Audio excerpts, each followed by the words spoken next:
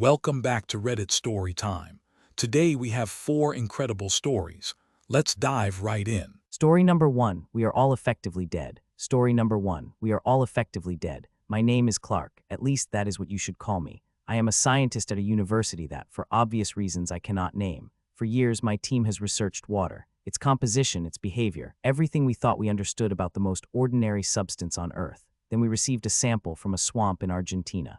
At first, nothing seemed unusual. The water was contaminated with a strange species of algae. The biologists working with us discovered something impossible. The algae could break down any organic matter it came into contact with, not slowly, not over weeks, in minutes. A leaf dropped into a Petri dish with this water would dissolve before your eyes. Protein, cellulose, fat, bone, gone. We thought it was a contaminant. We sterilized everything. We ordered fresh samples. The algae came back every single time. Then one night, my colleague Dr. Reyes was working late. She had been running tests on how the algae responded to different temperatures.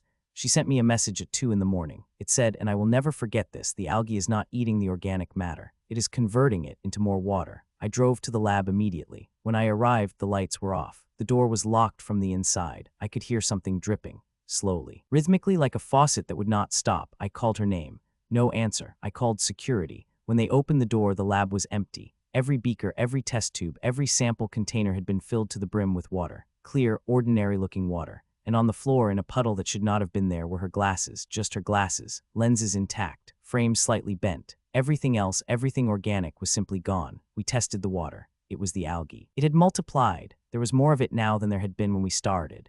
Reyes had been right. It was converting organic matter into more of itself. We sealed the lab. We contacted the university, the government, everyone we could think of. They told us to contain it and wait for instructions. That was 3 weeks ago. No instructions have come. The water level in the lab is rising. Slowly, millimeter by millimeter, even though the room is sealed. There is no source. No leak, it is generating its own water from whatever microscopic organic particles exist in the air, in the dust, in the building materials themselves.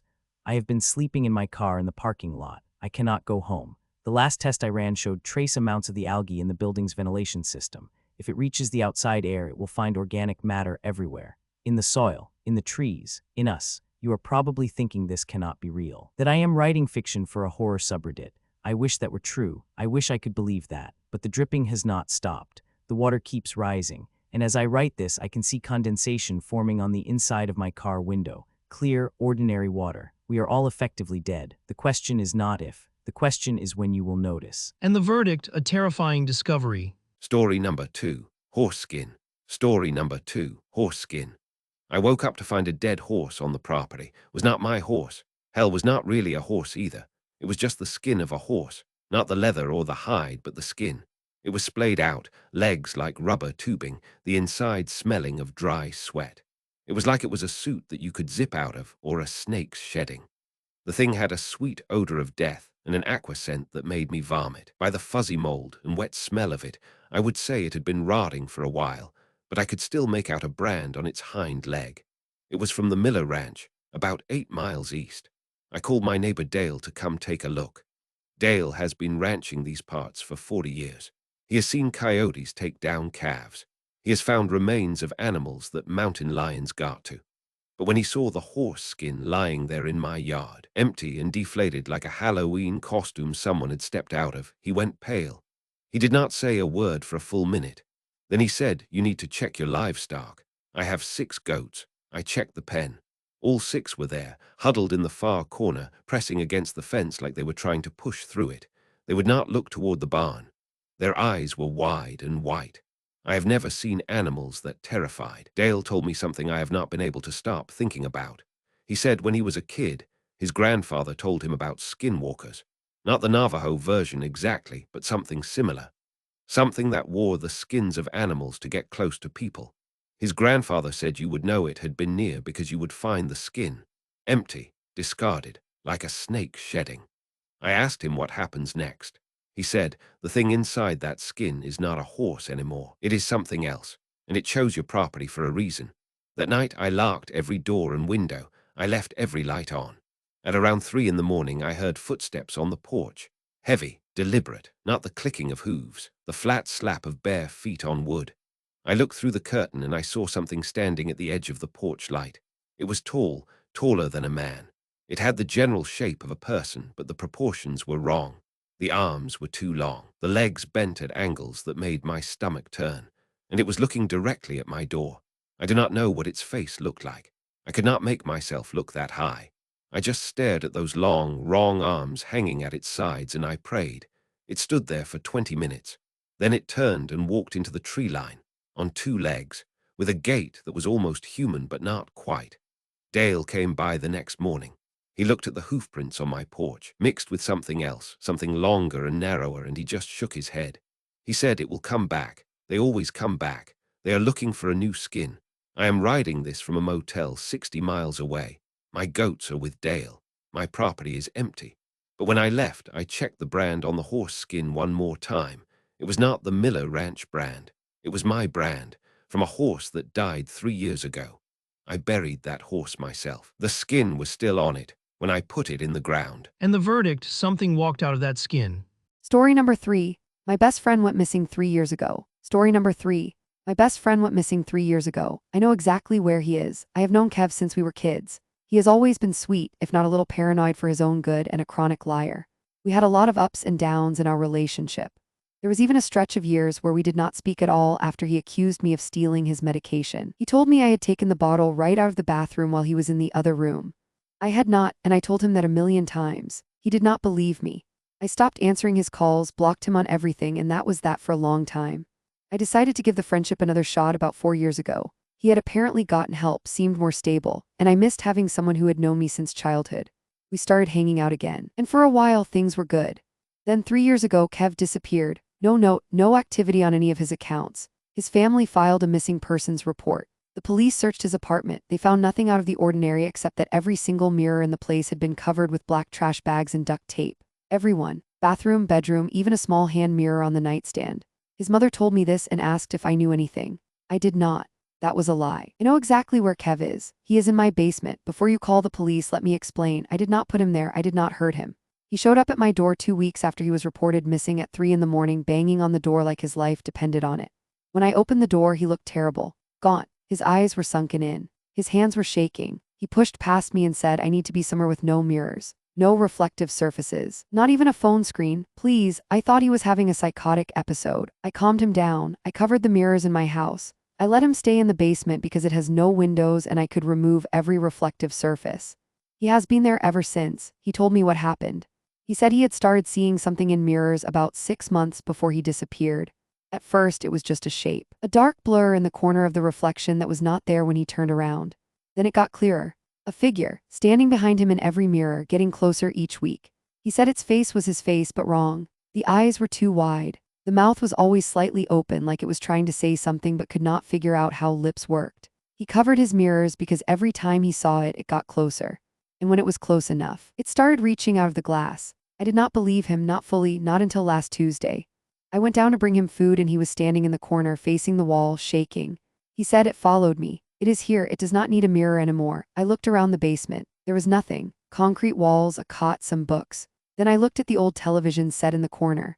The screen was off, but it was dark enough to show a reflection. And in that reflection, standing right behind me, was Kev. But Kev was in front of me facing the wall. The thing in the screen smiled. It had too many teeth. Kev screamed at me to look away. I did. I have not looked at that screen since, but I can hear it sometimes.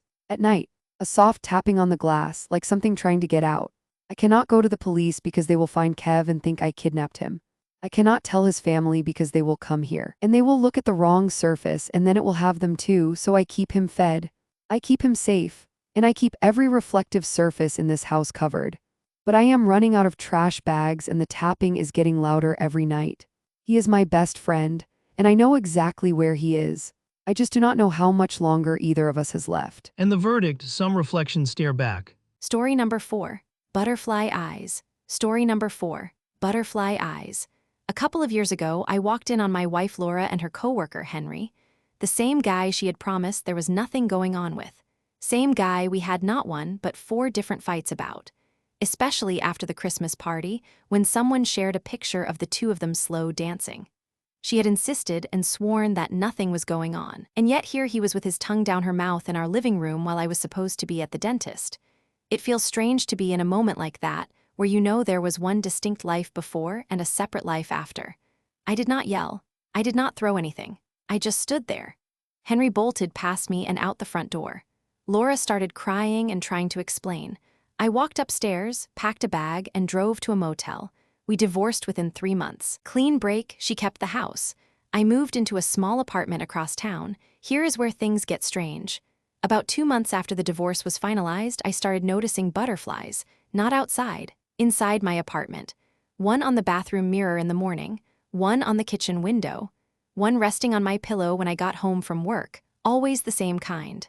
Large, black wings with iridescent blue spots. I looked it up. They did not match any species native to my region. I started finding them dead. On the floor, on the counters, in the sink, dozens of them. Their wings would still be perfect, shimmering, but they were always dead when I found them. And every single one of them had something wrong with it. They had human eyes, not butterfly eyes, not compound lenses. Human eyes, small, the size of a pinhead, but unmistakably human. Irises and all. Brown, the same shade of brown as Laura's eyes. I know how this sounds. I took photos. I put 3 of them in a jar. I made an appointment with an entomologist at the university. He looked at them under a microscope, went very quiet, and asked me where I had really found these. I told him the truth. He said he had never seen anything like it. He asked to keep the specimens. I let him. 3 days later, he called me. His voice was shaking. He said the tissue was not insect tissue. The eyes were biologically human. The wings contained human DNA. And the DNA matched a single person, a female, mid-30s. He could not explain how insect wings were growing human tissue. He said it was as if something was trying to remember what a human looked like and getting the instructions slightly wrong. I asked him if there was any way to identify the person from the DNA. He said not without a database match, which would require a legal investigation. I did not pursue it. I already knew. I called Laura, just to check in, just to hear her voice and see if she was okay. She did not answer. I called again the next day. Nothing. On the 3rd day, her sister answered Laura's phone. She told me Laura had been in the house alone for weeks. She had stopped going to work. She would not open the curtains. When her sister came to check on her, she found Laura sitting in the dark, perfectly still, staring at a wall covered in butterflies. Hundreds of them, alive, all watching Laura with tiny brown eyes, and Laura, her sister said, was smiling. Her sister asked Laura what was wrong. Laura turned to her slowly and said, very calmly, "They remember me now. They know what I look like. I have not gone back to that house.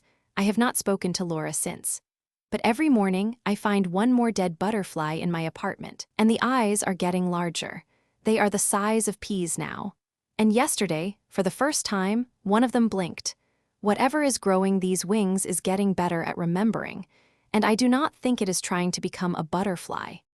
And the verdict, the wings remember. That's all for today. If you enjoyed these stories, hit that subscribe button and ring the bell for more. See you next time.